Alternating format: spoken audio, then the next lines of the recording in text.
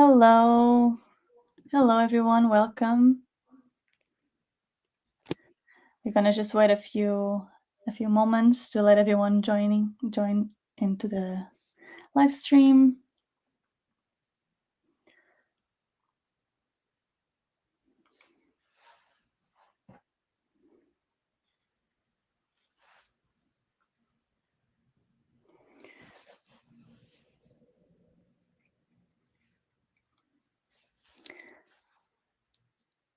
Hello.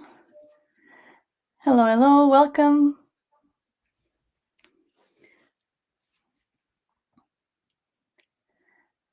Hello. Thank you for joining and welcome to this Product People event.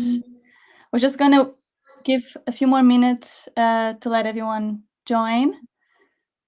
But before starting, I'm just gonna say that you can already scan the QR code or join us on slido.com with the code 3061529, so that we're gonna be giving a poll for the beginning of the presentation, and we also have a Q&A at the end of the session, so you'll have the opportunity to ask some questions live.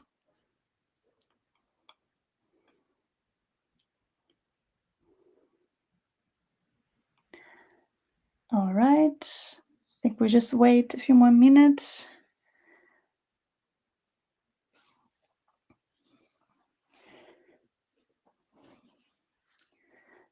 Okay. Before starting, also remember that you can see this stream in several platforms like LinkedIn, YouTube, Facebook, Twitch. So feel free to join in any platforms or share the links, forward it to someone who is interested in this interesting topic. All right. I think we're just going to start then. So welcome everyone once again. Thank you for being here today.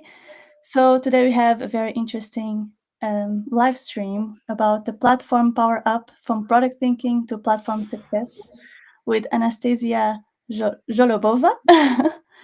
So we're very, very excited to hear this. This is one of the first times that we are having this kind of topic in our live stream. So it's going to be very exciting and we can't wait. But before we begin, I'm going to just introduce a little bit myself. So my name is Mariana. I'm the host for today. I'm a client solutions associate.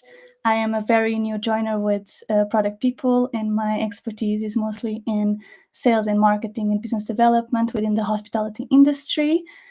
So that's enough about me, because this is not about me today. So about Product People, we act mostly as an interim product management as a service. So this is what we do. We do mostly consultation for product operations and transformation acceleration. And all of our product managers are recruited in-house, so they are handpicked to be part of our team. But besides this, we also do like to give back to the community. We have one of Europe's largest product management communities with around 60,000 members. So we like to do these free events, just like this live stream. And we also host some in-person events, offline events. So feel free to stay tuned.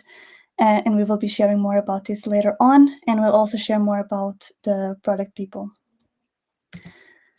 So now we get back to our first question. If you haven't joined in yet, feel free to scan the QR code or join on slido.com with the code 3061529 to answer this icebreaker of a question. From the top 5 tallest buildings in the world, which one has the deepest foundation? We're just going to give a few seconds for everyone to put in their answers.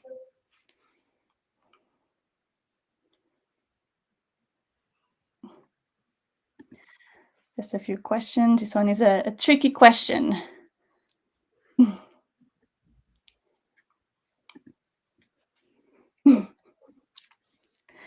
Okay, I already have some questions. Some answers.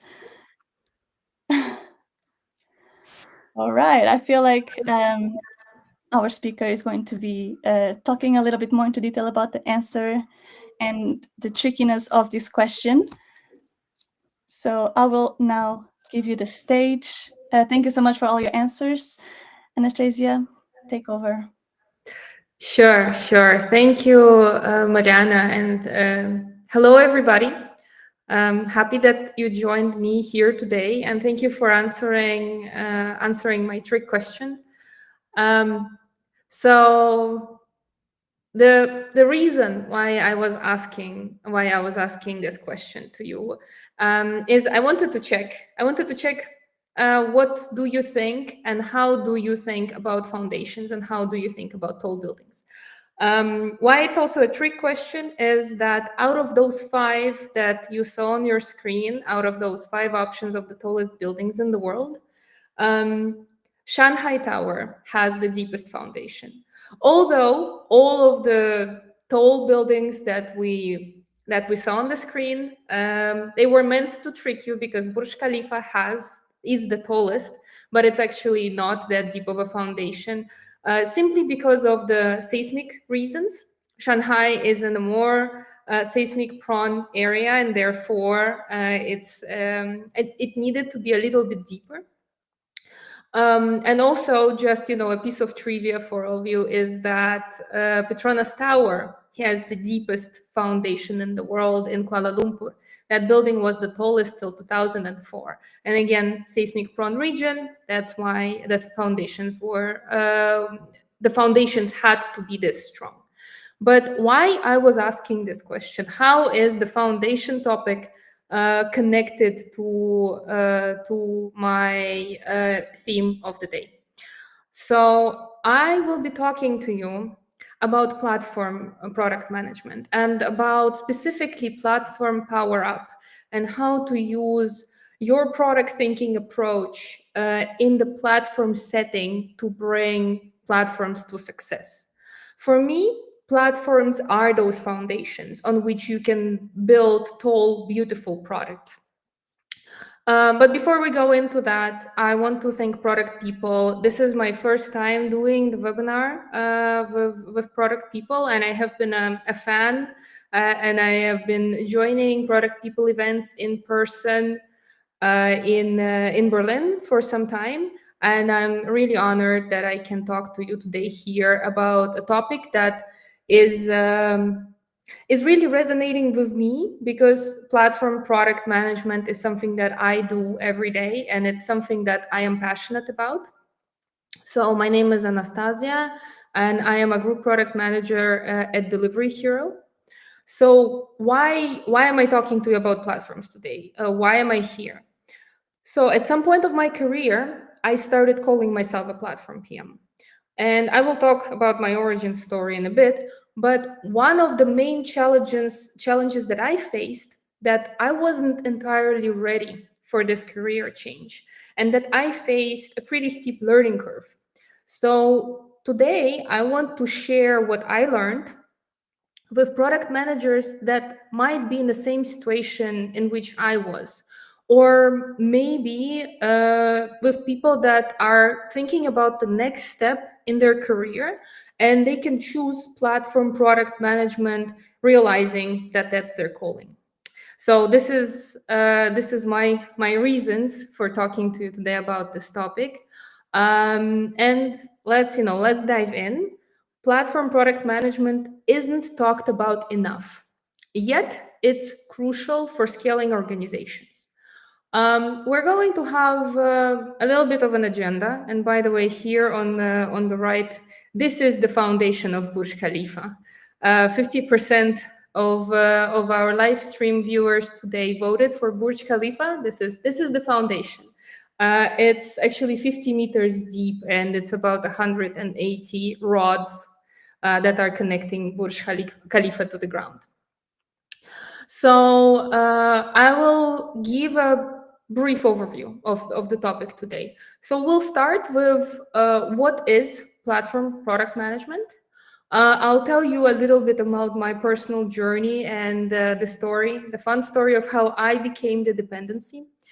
And I'll walk you through what is the challenge of being the platform product manager and what kind of steps you can make and change the mindset to bring your platform to a success, how to make platform power up happen.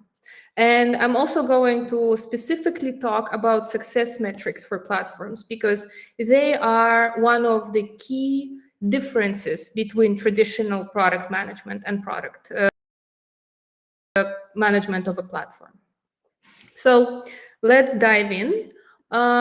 What is a platform? I'm not going to, it's not a trick question. I'm not going to ask you anymore. I have a definition. This is my own definition, but you will find in different books or in different articles a pretty similar definition. That a platform is a foundation that enables others to build products.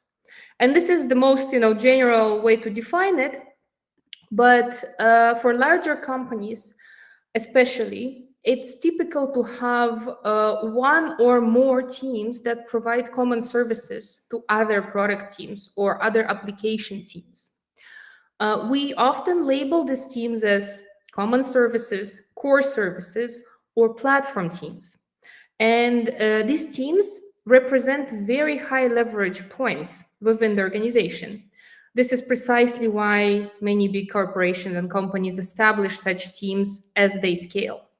And what is this leverage? The leverage is that a single improvement to a platform capability can enhance dozens of products simultaneously. So you can imagine that one change to the ground can shake all the different buildings that are standing on it. This is how platform management can enhance or destroy some of the value that products are developing, those products that are standing on this foundation. So, however, platform teams are also among the ones that are the most challenging to staff. The challenge comes from the fundamental nature of platforms. Platforms are dependencies by design. There is no end-to-end ownership within the platform solution anymore. And that becomes a challenge for a product manager to figure out how to put themselves in this position and how to enable other teams to build more efficiently. So due to this unique position, platform teams require particularly strong and sometimes highly technical product managers. And this is a great place for those that love technology as the biggest part of their product. So such PMs must understand the deep technical concepts while also maintaining a very clear vision on how their work multiplies value across the entire org, even if that value is often not visible to the end users.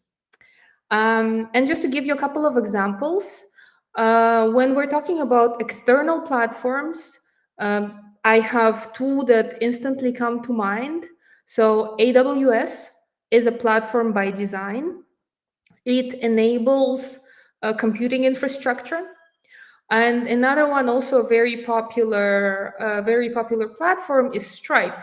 So for handling payments, Stripe is a product that is built as a platform first. And also when we're talking about internal platforms, those are the ones that you are also working with every day, such as authentication services or data pipelines or design systems. All of those are platforms in nature, and at the same time, they are still product and they require product thinking and they require product product sense. They require product managers to work with them, although it's pretty challenging. So what is the challenge? When I first ended up in the position where I became the platform, I became the dependency, the teams that I worked with were the ones that were responsible for other teams' success. There were several things that happened to me which made me question my product identity, who I was as a product manager. And the first one was figuring out that I don't know who are my users anymore. As product managers, we are trained to obsess over users. But suddenly, my users were not the ones who I thought they were.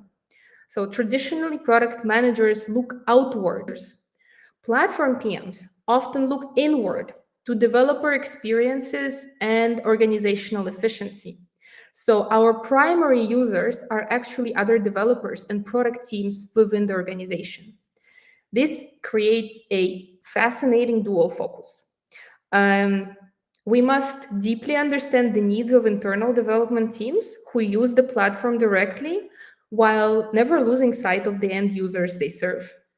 This dual focus is challenging because internal teams often articulate what they want or the solution that they would be happy with, not what they actually need. So, as a product manager and platform, you actually need to do even more opportunity and problem discovery work and dig deeper into the true requirements to make sure that what you build actually serves the end user. The second challenge, and I'm going to talk about metrics specifically, but measuring success from traditional between traditional product management and platform product management is quite different. The traditional product metrics simply don't apply anymore. As a platform, you don't measure direct user engagement or revenue or anything that you would see on the growth product management side or any other sides.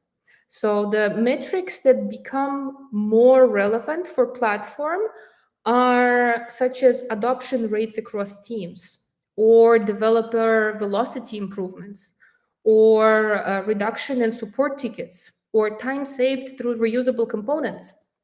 But the most powerful metric became how can new product capabilities that were launched, how many new product capabilities were launched that would have been impossible without our platform.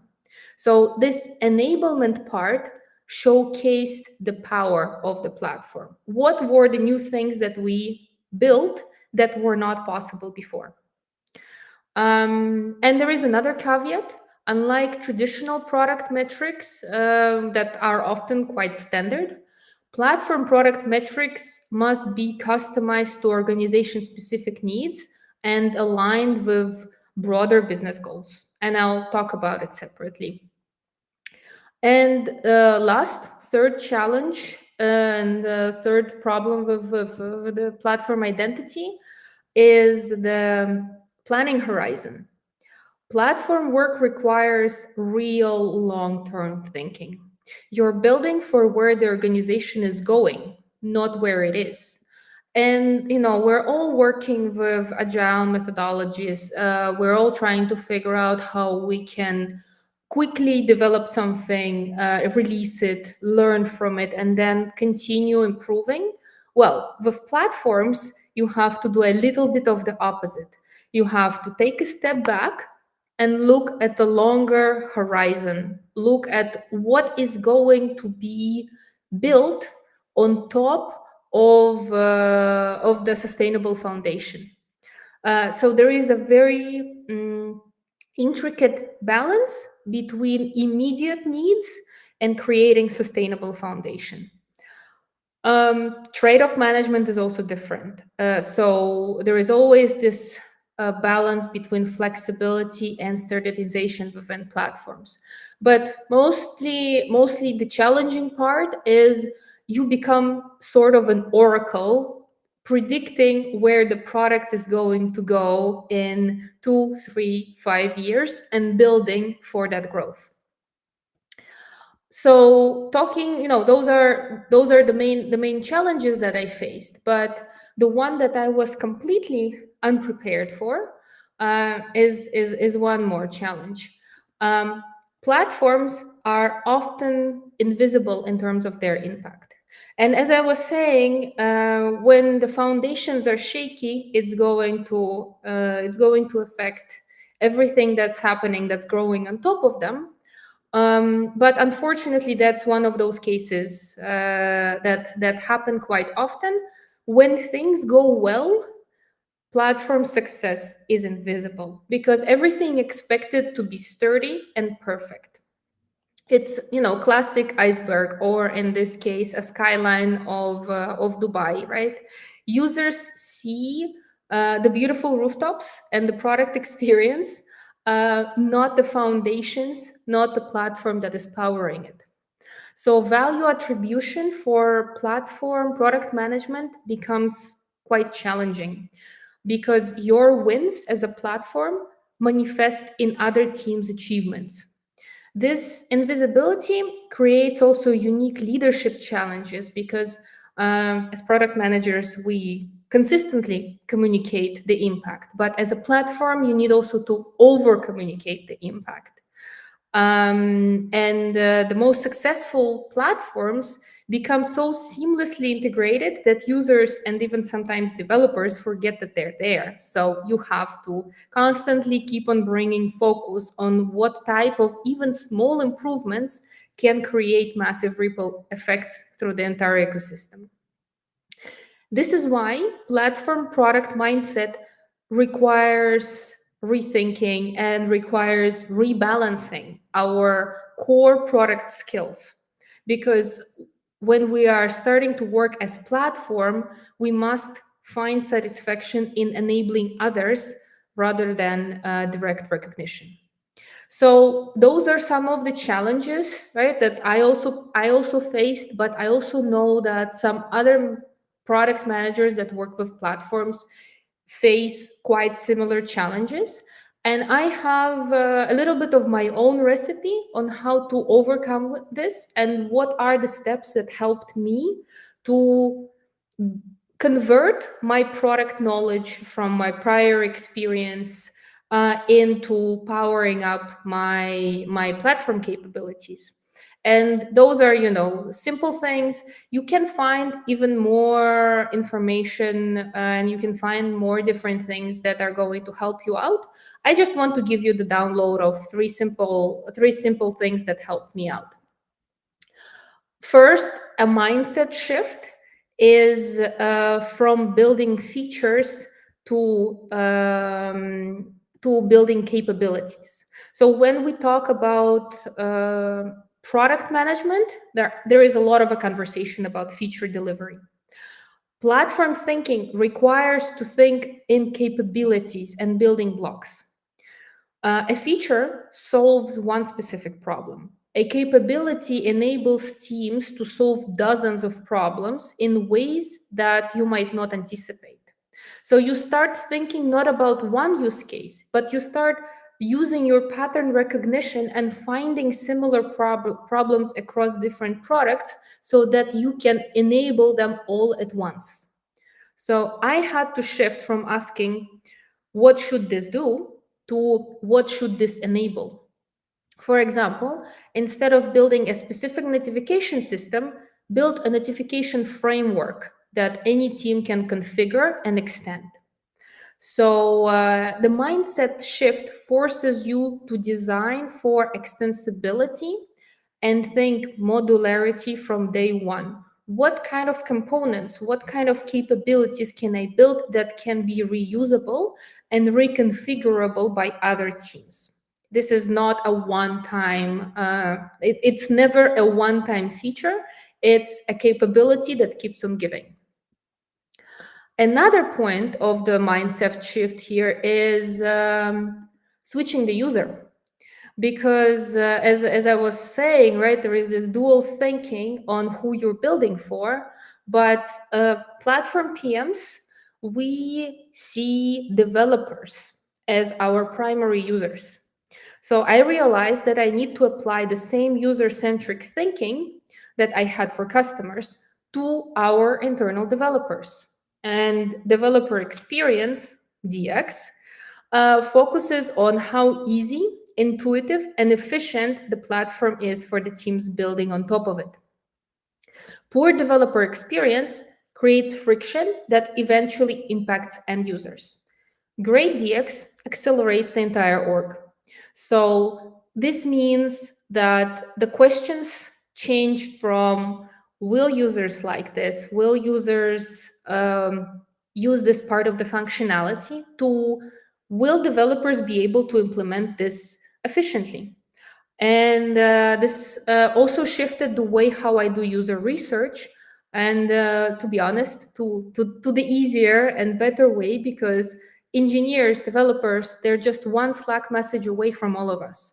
Asking them questions is quite easy, and they're always quite happy to share about their pain points. And they're also quite happy to suggest you what would be the best ways to improve their experience. But don't get me wrong.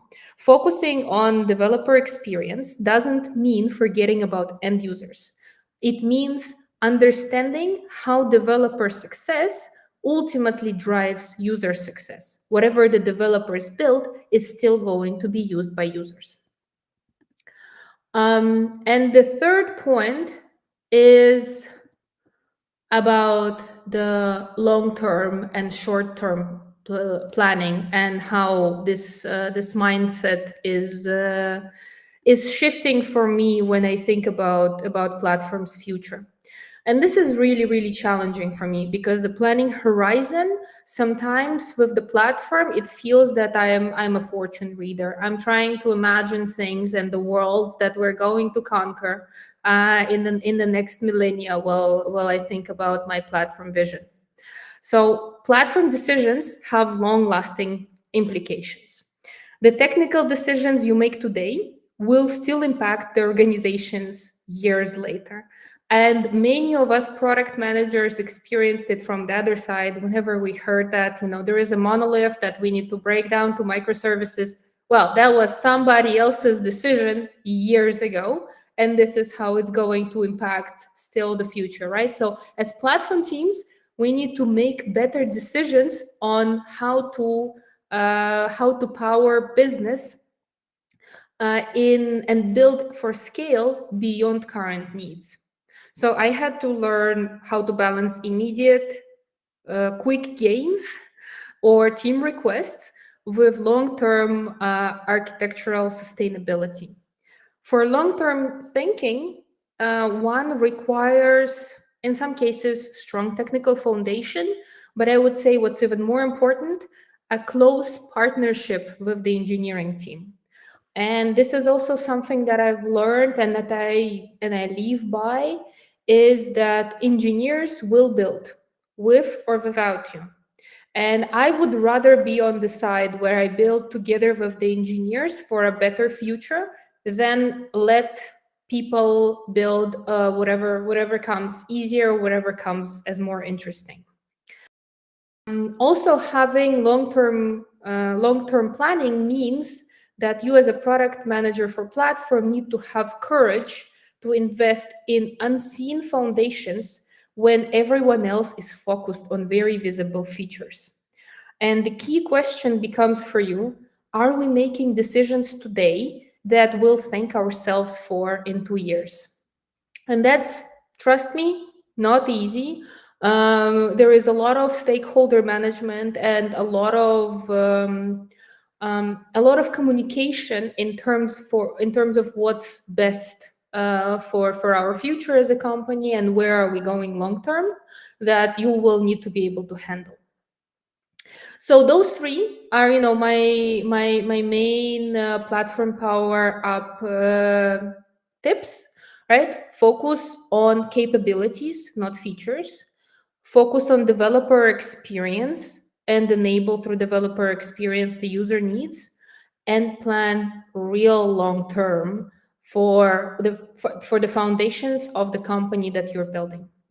Which brings me to the bonus topic of the metrics. How do you measure success when you are a platform team? And I told you that it's different from how you measure the success when you are a product delivery team. So with the success metrics, point number one is that for any type of success metrics, not only for platform, it needs to be tied to your product vision.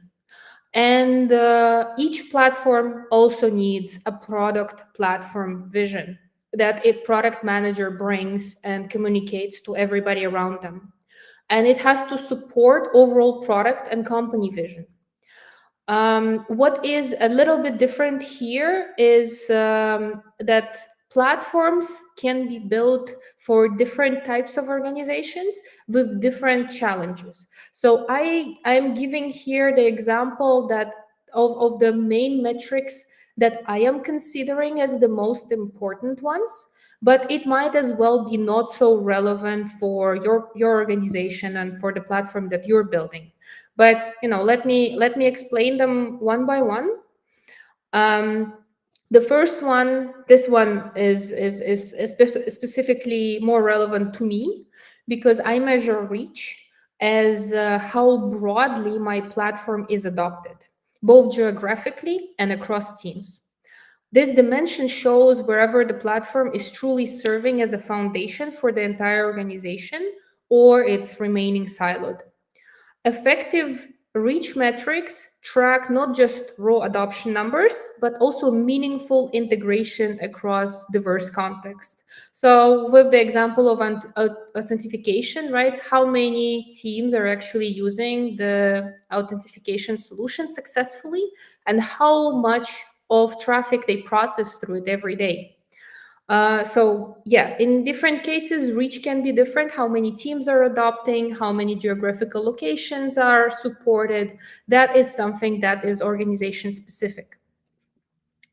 Another one, productivity, is sometimes a bit of a controversial topic, but let me explain.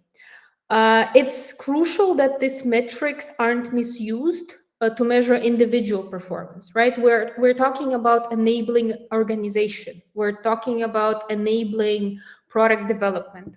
So what productivity means for me, it comes from several different sub-metrics that you can extend it to. For example, lead time. How quickly can team go from an idea to implementation using the platform? Then frequency. How often the teams are able to ship changes built on your platform? And then happiness. Are teams actually satisfied with the experience building on your platform? So this productivity, again, you can also calculate it in different ways, but basically, do you enable teams to move faster, to deliver more value, and to be happy while doing this? And then two more. Those are actually quite universal: the stability and efficiency. Usually, they are considered tech excellency metrics, but I consider them essential part of the platform product because, to be honest, nobody wants to use an unstable or an inefficient platform. So for me, those are product drivers. And what they mean is that stability is about delivering changes fast, and making sure that the product engineers make changes confidently without breaking the end customer experience. Right? When you increase productivity and engineers start developing and releasing more often, how do you make sure that the system at its core is stable? So it reflects the overall reliability of services and acts as the necessary counterweight to change metrics. And efficiency on the other side, while productivity aims for more output, efficiency aims for covering on cost-related metrics, from cloud resources to infrastructure to licenses and to investment in platform engineering teams themselves. This dimension ensures that the platform delivers value economically. Basically, when you grow in reach, in productivity, and in stability, how do you keep the cost at bay? So, again, this is a countermeasure to the growth of all of the other metrics at the same time. So those four buckets of metrics, actually, you can use them for your platform vision, for forming the platform vision around them, and you can also use them and break them down into a metric tree and see what are the metrics on the ground that are going to contribute into moving them. So to summarize, right? To summarize what I spoke about today, platforms are highly sought after, especially in bigger organizations, because they give competitive advantage and they give leverage for introducing big changes that ripple through the whole organization. Having product background is rather important for building a platform, right? But there is a need for an adaptation of the product, of traditional product skills, to fit well into the platform thinking. We need to focus on different types of users. We need to find new ways of measuring success, and we need to plan for the things to last. And while doing so, we also have to overly communicate how important the platform and the platform changes are, because they're often invisible in the organization, where people are mostly looking at the rooftops and at the beauty of tall buildings. They forget how deep the foundations should go for that building to keep on to keep on going up. So this is my slides for today. I am super grateful for this platform, and you can also find me on LinkedIn if you want. I am always passionate talking about platforms.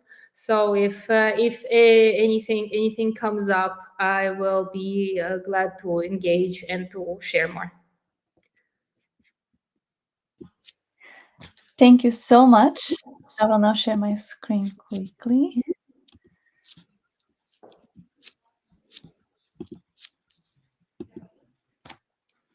Yes.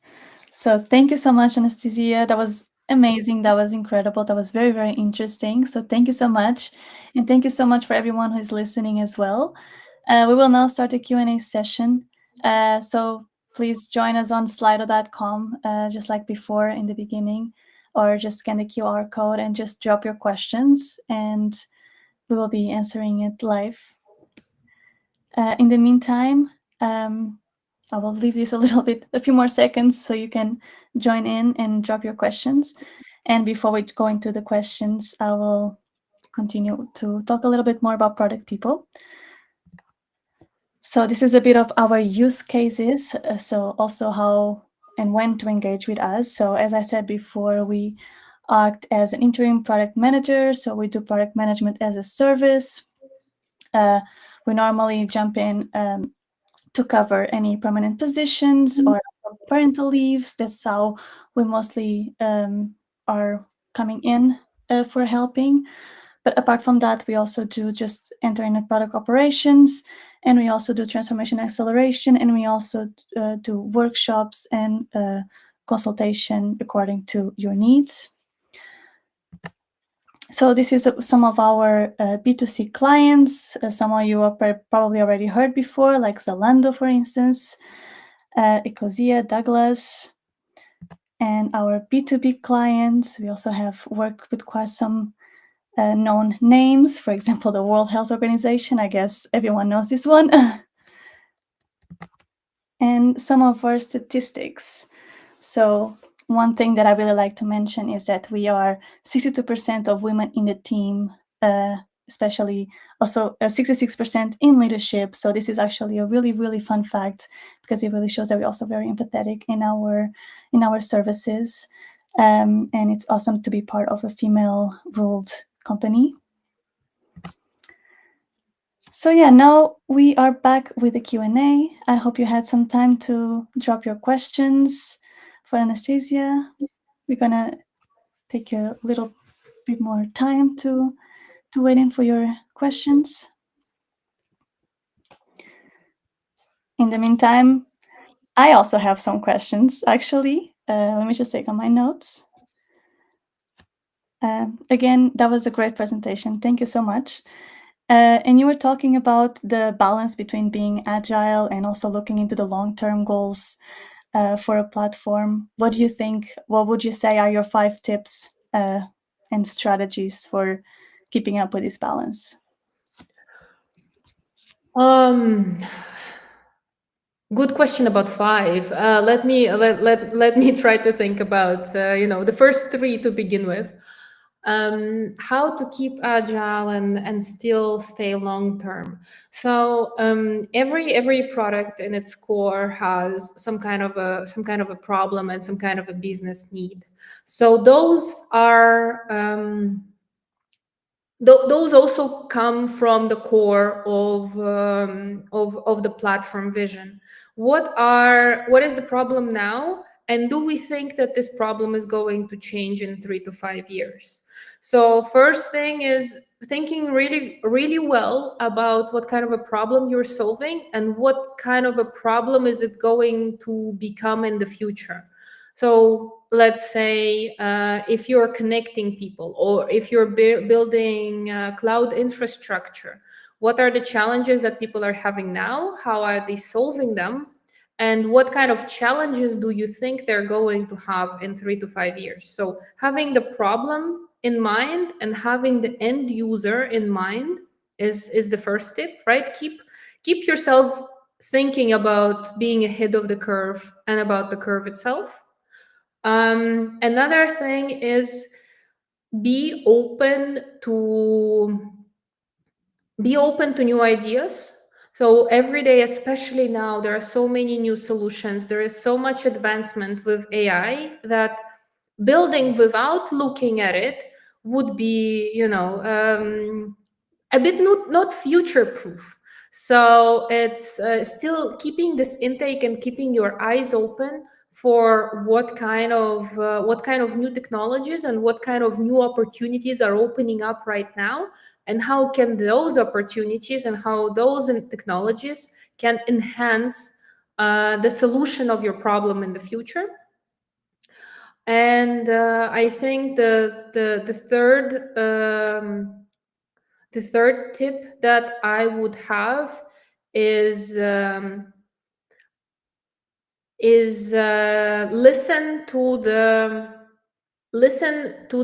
your engineering team.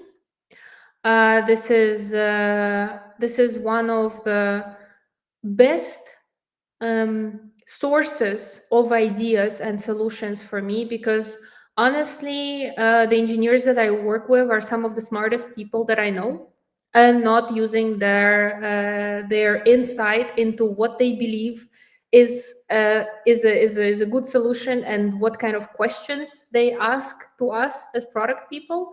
Sometimes they open up best conversations and best suggestions for me. So not sure about five, but those three to begin with: keeping your eyes on the customer and the business, keeping your ears open to new technologies and to the things that are coming up, and also listening to your engineers. Thank you so much for your answer. Now we also have some questions from the audience already. So I will start with the first one. How to make a shift from developer to product management? Um, I think it's relevant to this topic, because I think that especially in platform product management, engineering experience is valuable. One of I would say the key steps from the developer would be focusing more on business. So we as product managers, we are often caught in this in this field between engineering and the commercial teams, where in the commercial room we're the most technical person, and then the engineering room we're the most business person. So when you're coming from the engineering background, it's a great background to have for a product manager, but you need to start asking the questions of, okay, we're implementing this solution. Why are we implementing this solution? What is it solving for? What is the real problem that we are addressing here? So having this step into the business world is the way for you to grow from developing a solution to figuring out where the product should go to. And if you're currently working in the organization where your leadership, your management is open to give you a chance to try. This is something that you can openly ask for. So I think that some of the engineers that I know could make great product managers if they wanted to. Thank you so much for your answer. I know it wasn't directly related to the topic, but that was a great answer and it makes perfect sense. Our other question that we have here is, what unique challenges have you faced in driving adoption for a platform compared to a product? The unique challenge is that every engineering team that I know loves inventing their own wheels and their own solutions. So everybody wants to build on their own. This is the nature of product teams and engineering teams. They want to build. So when you come to them with a platform solution and you say that this solution is better than what they can build and it's going to increase their productivity in the future, they're quite quite skeptical to begin with. So in order to drive adoption of the platform, you first of all need a pilot team that is going to become your champion team, that they tried your platform solution and they loved it, and working with you made their experience so much better that they're never going back. Yeah, that's one of the main challenges is that simply all of the teams would love to build things on their own. Another way also to overcome this is to invite them to contribute into your code. Say that if they figured out a better solution that you currently have, let them code it with you, and they will not say no. If they're really excited about the things that they build, they will integrate it with your platform, and you will continue bringing even more value to other teams after that. Thank you so much. Another question is, what kind of documentation and tooling do you consider must-haves before publicly opening a platform? I'm not sure about what publicly means here. I mean, if we're talking about when a platform becomes a product on its own, like Stripe or AWS, oh well, that's very different. When we're talking about publicly opening a platform that's still internal within your organization, documentation, yeah, absolutely is a must, and it's better if you have a co-creation for this documentation. That it's not only your team that wrote how to use this platform, but also other teams proofread it, gave their comments, figured out together what is the best way. But when we're talking about publicly opening a platform, when you sell a platform as a solution, then you need the whole go-to-market plan, all of the documentation, all of the customer support, all of the ways to escalate bugs, right? It's if you sell platform as a solution, that becomes your responsibility to make sure that it's not only usable, but it's also a great experience. When you're internally launching it, it's also important. For example, how can teams that use your platform raise their concerns to you? You have to have some Slack channels, some ways of working that you set up with them. And this is usually an iterative process. So um, I would say that there should be some minimal work done before you opening up to internal teams, right? Mostly in documentation and ways of escalation and ways of working. But for publicly opening, it has to be so much more, and it has to be excellent customer service for other engineering teams if you're selling your solution to them. Thank you so much. Yeah, it makes perfect sense. Another question. We still have two more questions. Also, to the audience, feel free to keep on sharing your questions with us. We still have the Slido open, and we still have some time as well. So, next question is, what trends are you seeing in platform evolution today, especially with AI? First of all, I think that platforms became a thing rather recently, like in terms of that they just became more known, right? When we started having platform product manager as a title. So I think that first of all, it's great that the work became more visible, so that we're not just calling it core teams or backend teams. No, they're product teams. They're just building a platform. And how it changes with AI. Well, AI has a lot of different use cases, especially within automation realm. So a lot of work.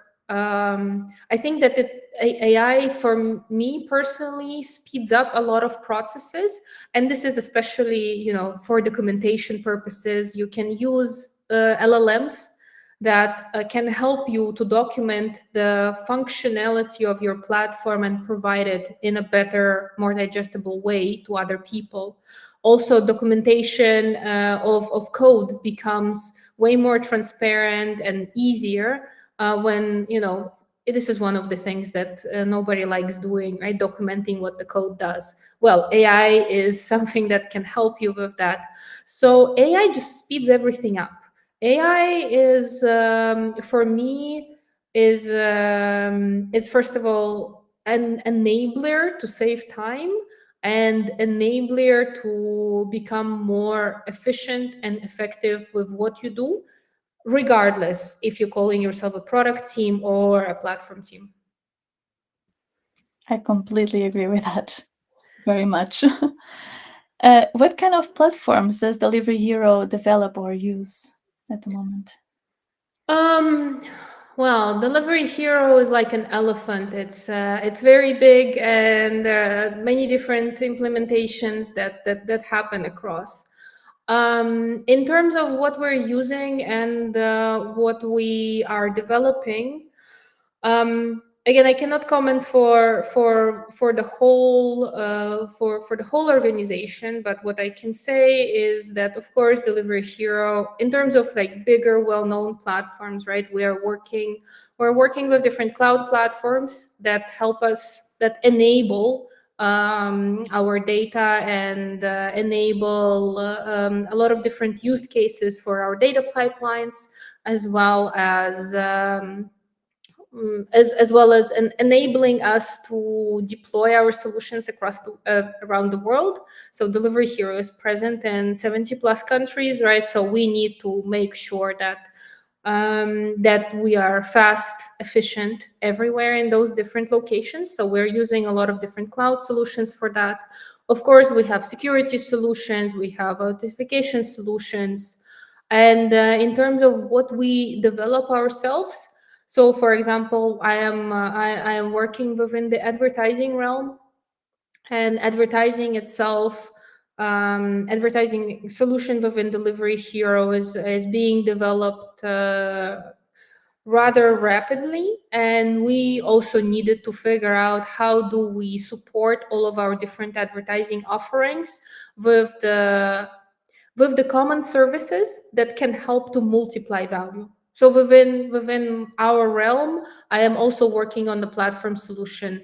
This is how I ended up here. This is how I ended up talking about platforms. Is because this is something I do every day, but in the advertising space within Delivery Hero. Thank you so much. And we have two more questions. Actually, I will jump to the the last one just because it's related to the other topic that we talked before. How do you integrate AI for platform product management? Um, how to integrate AI? There is no reason to integrate AI just for integration. AI is a tool that helps you to solve specific problems.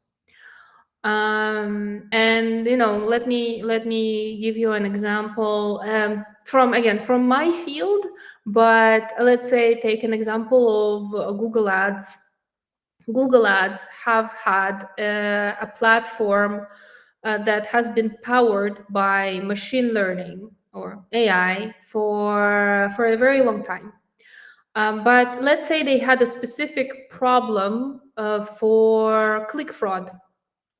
And as as a part of their data processing pipeline, they most probably integrated ML, or they integrated AI, in order to find and disregard fraudulent events. Is this integration of AI? Absolutely. Is it, but it needs a specific application, it needs a specific cause. AI is just a catalyzer. It's a solution to some of the processes, to make them faster, to make them smoother, to make them,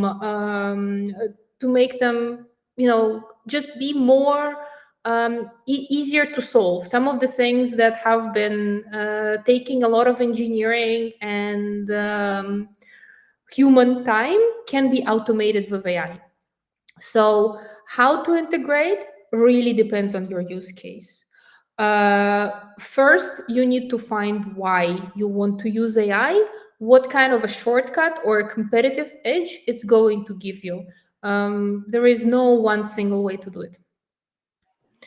Thank you. I think there was just a miscommunication. I meant, how do you integrate AI? How do I integrate AI? Well, Sorry. trade secrets. Sorry again? Trade secrets. I'm sorry. No, I mean, I integrate AI into my product work every day. But yeah, some of it is it's just a competitive advantage that we're gaining. Yes, I completely understand that answer.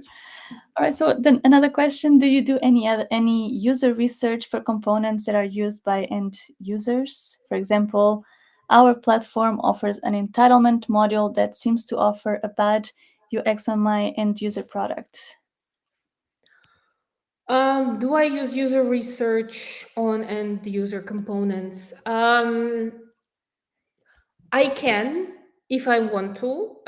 Most of the times, I partner for this with the owners of the solutions. So we have product managers or product teams or application teams that are doing the research and that are also collecting data. So I can always participate.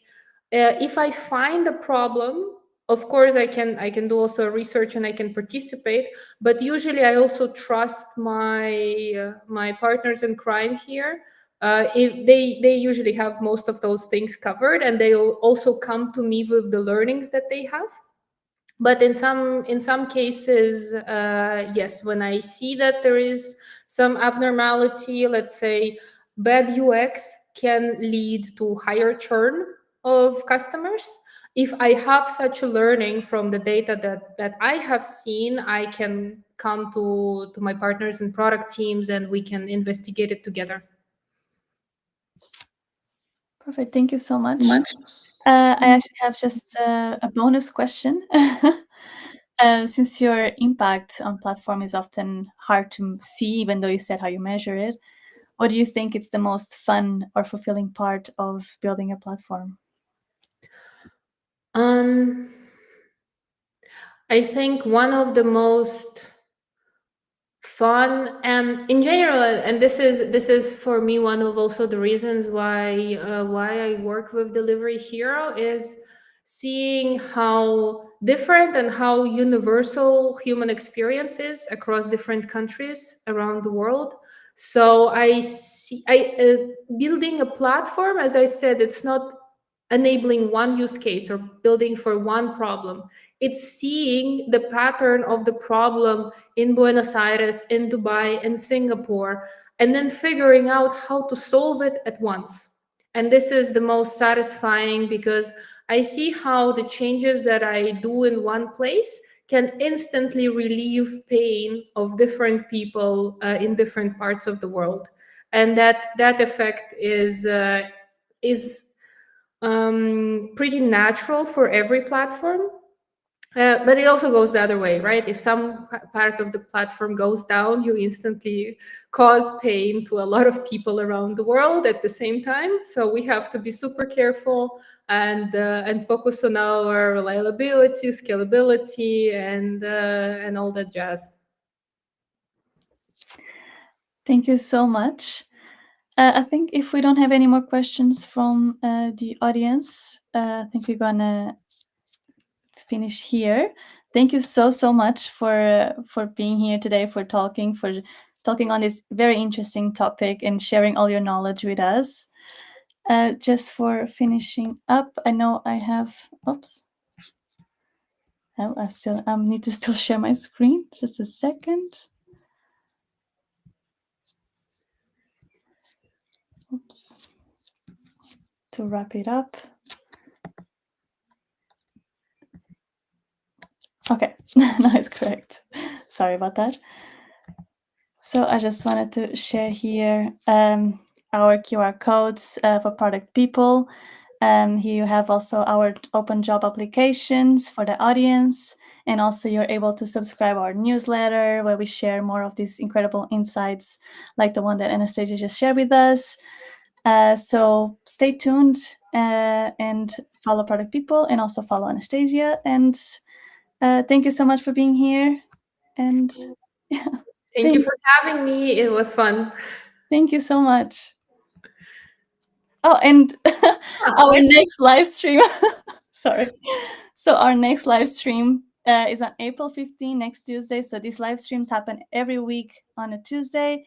And next time is going to be with Milo's, where he will be talking about life, but make it product managed.